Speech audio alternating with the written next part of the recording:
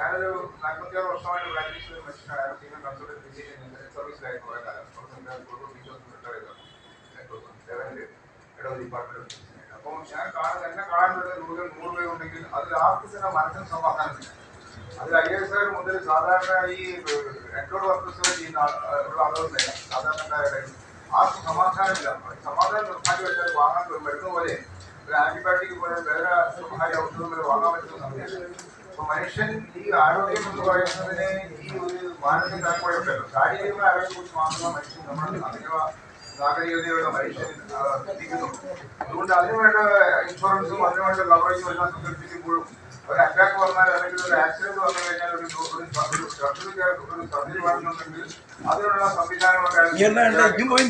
പക്ഷേ ഇതിനിടയിൽ ഇയാളുടെ മാനസിക ആരോഗ്യം എവിടെ സംരക്ഷിക്കുന്നതിന് ഏറ്റവും അടിസ്ഥാനപരമായ അവബോധമോ പരിശീലനമോ ലഭിച്ചിട്ടില്ല എന്നതാണ്. അപ്പൊ ആ ഒരു മേഖലയിലേക്ക് ആരോഗ്യത്തിന് 4 കോമ്പണൻസ് ആണ്: ശാരീരികം,